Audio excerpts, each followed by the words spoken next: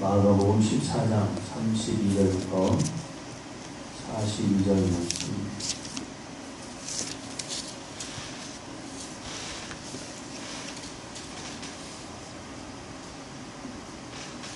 한 절씩 교독합니다.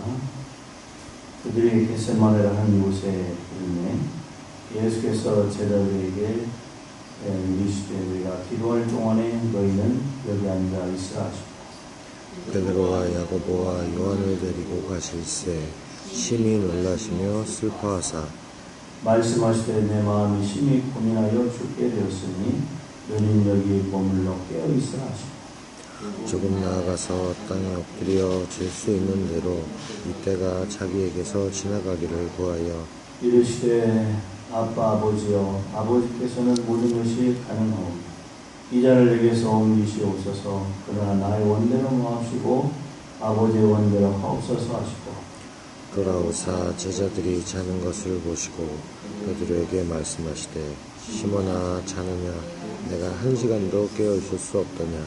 시험에 들지 않게 깨어 있어 기도하라. 마음에는 원대될 육신이 약하도다 하시고 다시 나아가 동일한 말씀으로 기도하시고 다시 오사 보신즉 그들이 자니 이는 그들의 눈이 심히 피곤함이라. 그들이 예수께 무엇으로 대답할 줄을 알지 못하더라.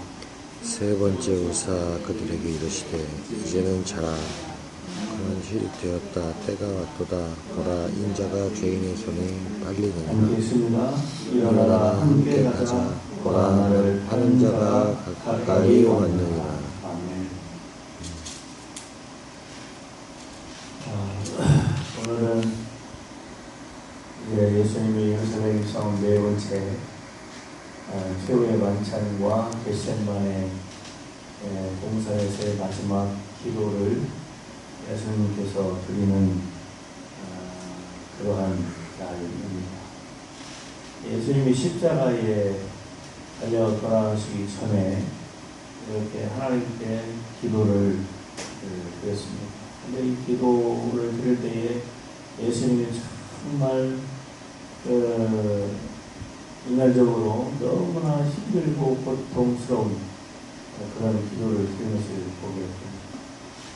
물론 이제 마태는 이 부분에 대해서 제자들과 함께 또한 나를 위해서 함께 기도해 주기를 그렇게 요청합니다.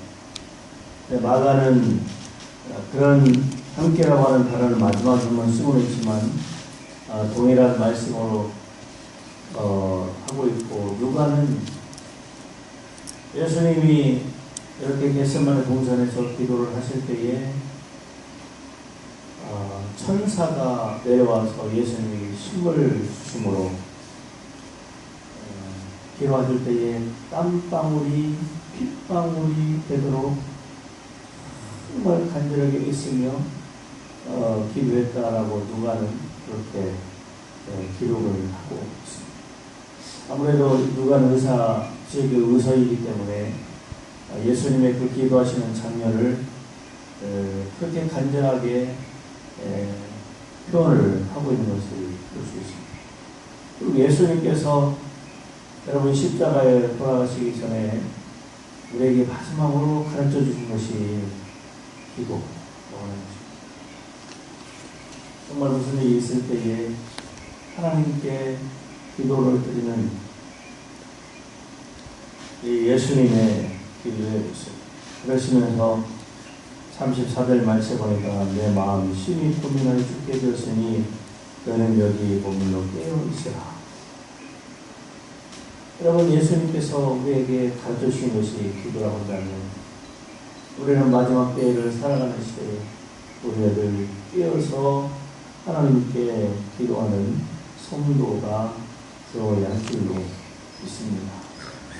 우리는 그렇습니다. 때로 예수님의 능력, 하나님이시면서 인간이신 예수님께서 능력이 없으셔서 이렇게 잡히시고 고난을 당하셨는가.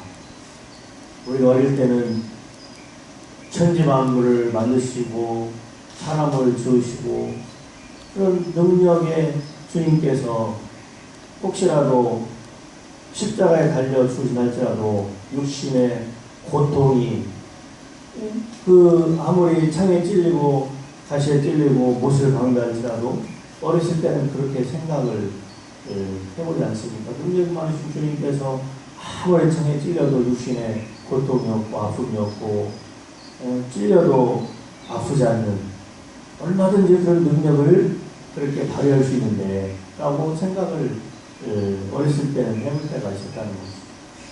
그런데 누가의 기록을 보면 예수님께서 기도하실 때 정말 얼마나 애를 쓰고 간절히 기도했든지 땀방울이 핏방울이 될 때까지 기도했던 주님의 모습을 누가복음을 통해서 우리는 볼 수 있습니다. 이것은 뭐냐면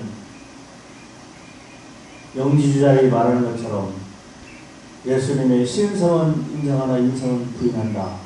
이런 말이 다 틀린다는 것이죠. 왜 그러냐면 하나님이시면서도 완벽한 인간이었던 예수님, 정말 완벽한 인간이었던 예수님의 모습을 여기서 찾아볼 수 있다는 것입니다. 그러면서 그렇게 고백하지 않습니까? 내 마음이 심히 고민하여 죽게 되었다. 여러분, 이런 고백은 우리가 사람들이 하는 것이지 어떻게 신이신 예수님께서 하실 수 있습니까? 그런 것들을 통해 볼 때에 그들이 주장하는 것이 다 틀리다는 것을 우리가 알 수 있는 것입니다. 그러면서 예수님께서 말씀하시면서 여기 머물러 깨어 있어라. 여러분, 이런 그 말씀들을 우리가 좀 성경에서 오늘날 말로 표현한다면, 야, 내가 정말 심란하고 고민할 때가 지금 내 죽음이 눈앞에 있는데 너희들 나를 위해서 좀 기도해 줄 수 없냐. 여러분, 이렇게 말해요. 우리가 자녀들에게 그렇게 물론 뭐 말을 좀 이렇게 불러서 말할 수도 있겠지만 예수님께서 내가 마음이 심히 고민해 죽게 되는데 너희는 여기서 깨어서 머물러서 기도해라.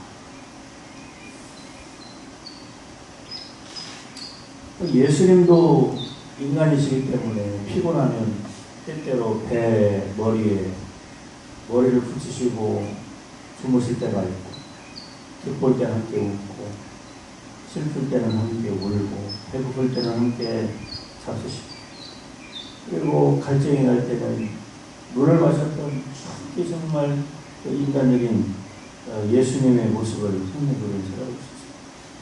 그리고 오늘 본문에 있는 말씀처럼 이제 또 예수님의 예루살렘 입성하시고 네 번째, 그리고 그 죽음을 앞에 두고 그 힘든 시기에 우리 예수님께서 기도를 하나님께 드리셨다고 하는 것입니다.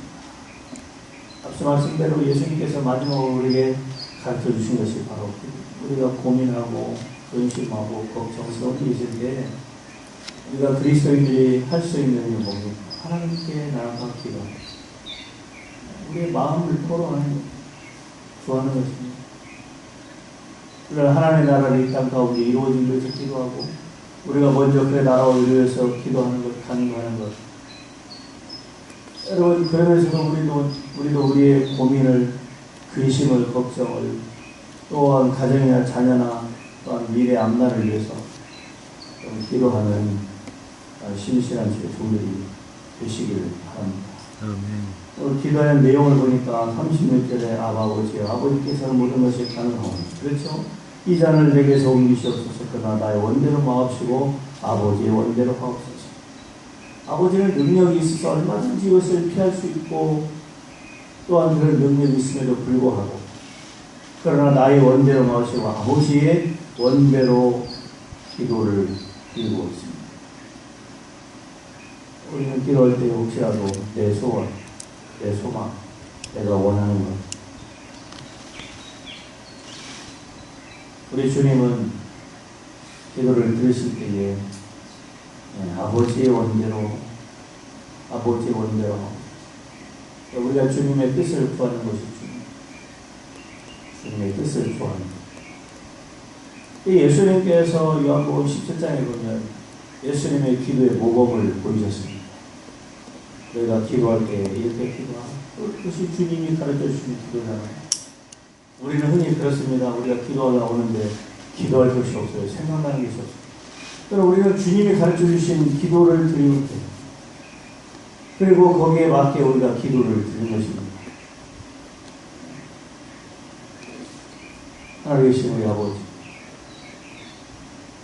여러분 주기도문을 기억하면서 주기도문의 문장에 맞게 우리 기도를 드릴 때에 1시간이고 2시간이고 기도하십니다. 어떤 사람들은 말합니다. 기도를 꼭 많이 해야 되느냐. 여러분 기도 제목이 많으면 기도하는 시간도 길어지는 것입니다.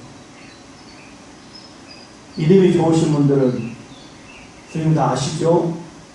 그렇게 기도하신 거예요. 물론 우리가 중심을 가지고 하나님께 기도를 드릴 때 하나님을 아십니다. 그러나 하나님의 시간을 가지시고 하나님께서는 이런저런 이야기를 함께 영적으로 나누기를 원하신다. 여러분 이 36절의 말씀을 여러분 어떻게 생각하십니까? 이 말씀을 한번 여러분의 생각으로 한번 바꿔보십시오. 아버지 정말 내가 죽어야 되니까 인간적으로 볼 때 예수님의 나이가 33세 반, 나이도 지금 이렇게 어찌 보면 새파랗게 젊은데 내가 꼭 죽어야 한다는 말입니까? 여러분 그런 기도를 드리면 안 되겠습니까? 우리가 여러분 육신이 약하고 연약해서 젊은 나이에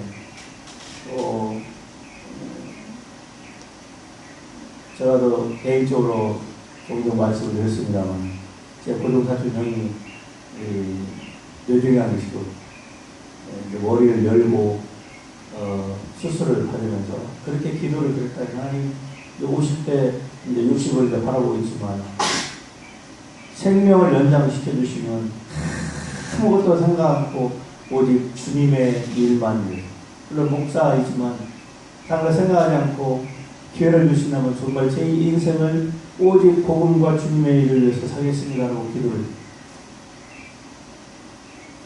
어쩌면 예수님이 이 36절 말씀을 통해서 그런 간단한 기도가 있었습니다. 그래서 가능하고 모든 것이 가능하면 이 잔을 내게 놓으시옵소서. 이런 말씀 가운데에 우리 인간적으로 볼 때에 이런 잔 옮기기만 하면 어찌 보면 그런 고백을 드리지 않았을까 이렇게 생각을 해본 것입니다. 그럼에도 불구하고 우리 주님은 아버지의 뜻이라면 여러분 이 말씀을 통해서 봅니다. 37절 말씀 보니까 돌아오사 제자들이 자는 것을 보시고 베드로에게 말씀하시고 그 다음에 여러분 쭉 내려가시면 41절 말씀 보면 세 번째 오사 그들에게 이르시되 이제는 자고 쉬라 그만 되었다 때가 왔다. 이 말씀을 보면 예수님이 세 번까지 기도를 하시면서 말하자면 하나님으로부터 응답을 받은 거예요.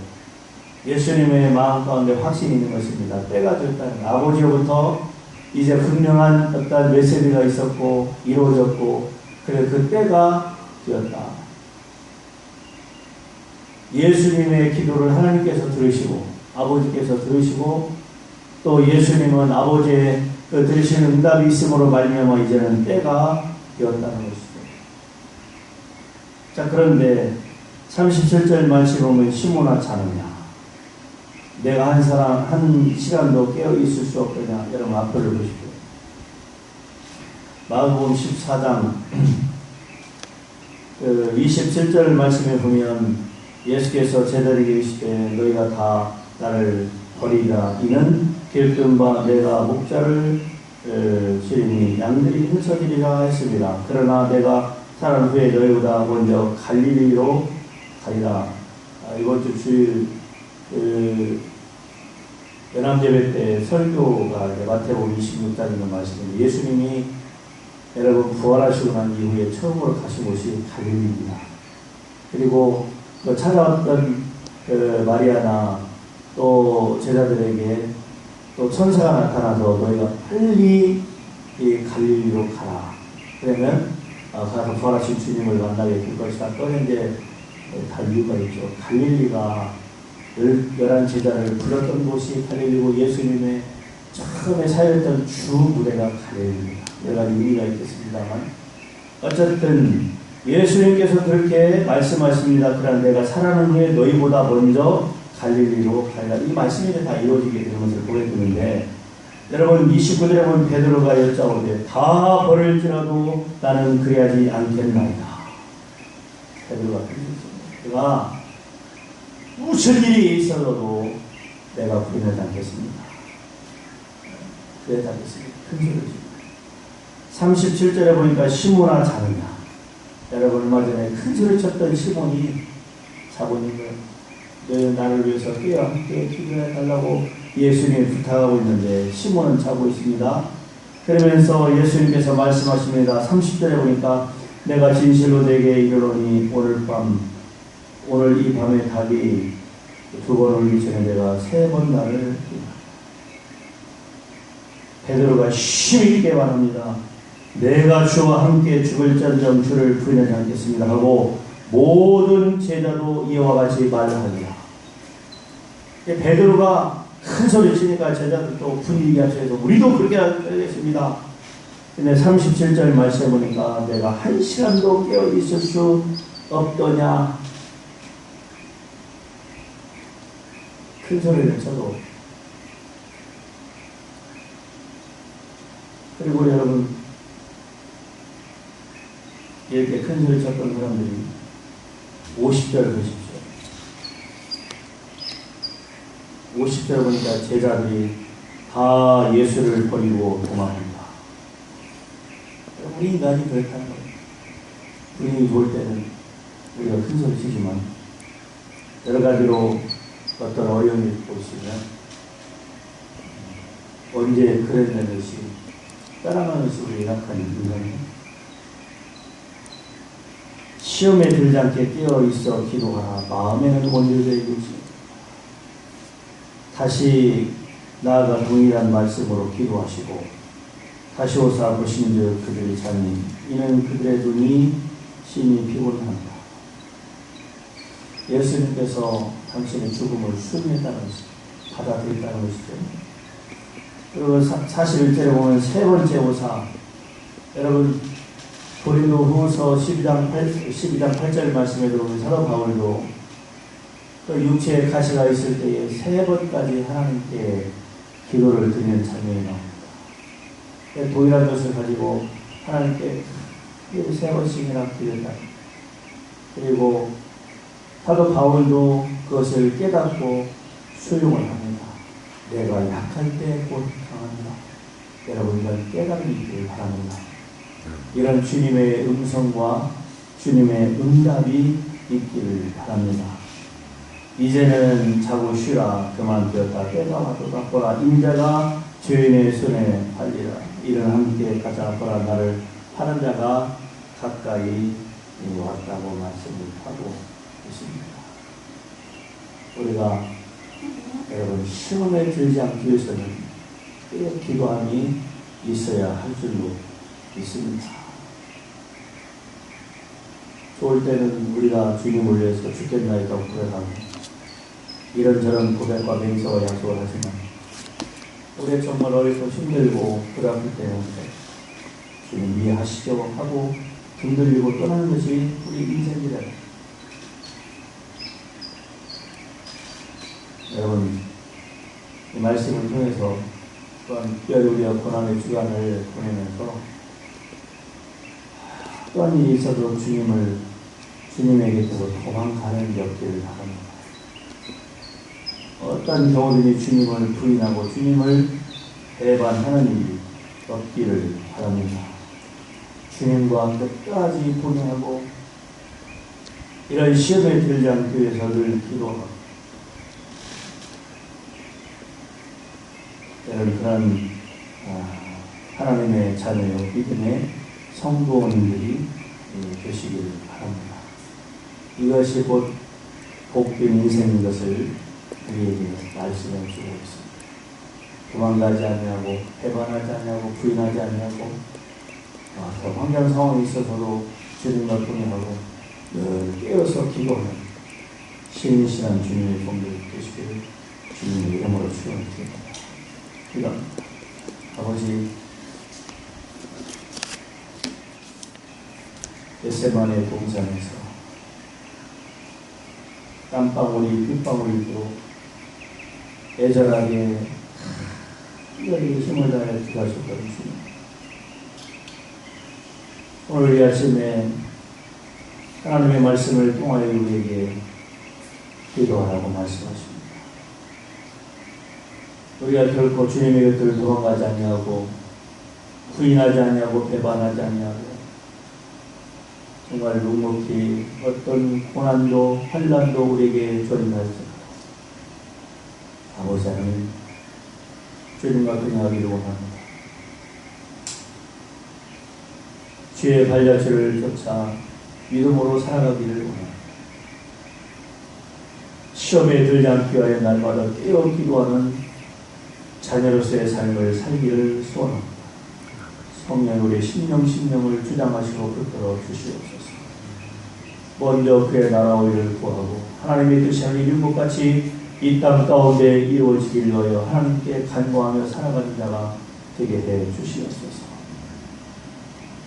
아버지 하나님, 고난당하신 주님을 우리가 묵상하고 생각합니다. 어떤 환난 고난이 있다 할지라도 십자가의 주님을 바라보고 생각합니다. 믿음으로 인내하게 하시고 하나님의 선한 일들을 감당 승리할 수 있도록 붙잡아 주시옵소서. 예수님의 이름으로 기도하옵나이다. 아멘.